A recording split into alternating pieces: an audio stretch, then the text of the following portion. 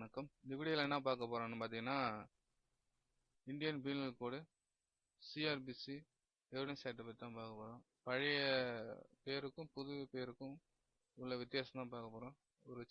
ஒரு ஜெனரல் நாலேஜியாக தான் அந்த வீடியோ மேக் பண்ணுறேன். அவங்க வீடியோக்குள்ள போகலாம். இந்தியன் பீனல் கோடு 1860.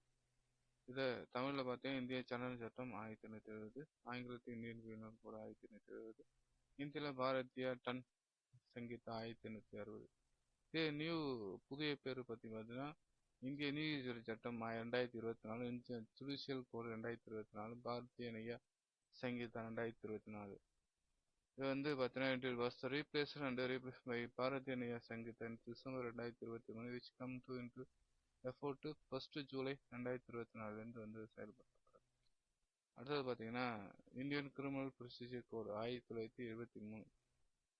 தமிழில் பார்த்தீங்கன்னா குற்றவியல் நடைமுறை சட்டம், இங்கிலீஷ் ஹிந்தி கிரிமினல் ப்ரொசீஜர் கோடு, இந்திய வந்து தன் பக்தா சங்கீதா 1973 படி. இதே நியூ சட்டம் பார்த்தீங்கன்னா 2024 இந்திய குடிமக்கள் பாதுகாப்பு சட்டம், இந்திய citizen safety code act 2024, Bharatiya நகர் சக்திஸ்தா 2024. இதுவும் பார்த்தீங்கன்னா டிசம்பர் 23 இது பண்ணாங்க. ஆனால் நடைமுறைக்கு 1st ஜூலை 2024 வந்துச்சு.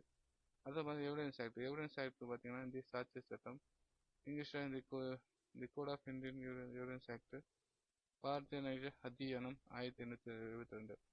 இது எந்த பேரும் இல்லை, அதே பேர் தான் சாட்சிய சட்டம் எவிடன்ஸ் ஆக்ட், பாரதிய சக்திதா அத்தியானம் அப்படிதான் 2024. இது 1872 தான் நியமனம் தெரிஞ்சு. இதே அதே போல் தான் டிசம்பர் 23 1st ஜூலைலேருந்து ஜூலை 1 வந்து நடைமுறைக்கு வந்தது.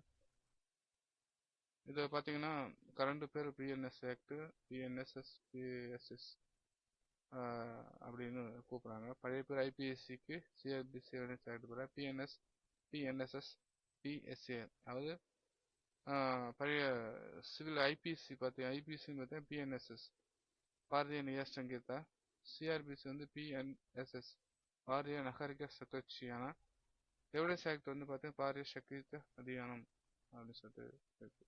ஓகேங்களா? தேங்க் ஃபார் வாட்சிங். ஒரு ஜெனரல் நாலேஜ் வந்து வீடியோ பண்ணுறோம். இப்போதைக்கு நடைமுறையை பயன்படுத்துறது பார்த்தீங்கன்னா பிஎன்எஸ், பிஎன்எஸ்எஸ், பிஎஸ்எஸ் இப்படி தான் வந்து நம்ம எஃப்ஐஆரில் பார்த்தீங்கன்னா பிஎன்எஸ் தான் இருக்கும்.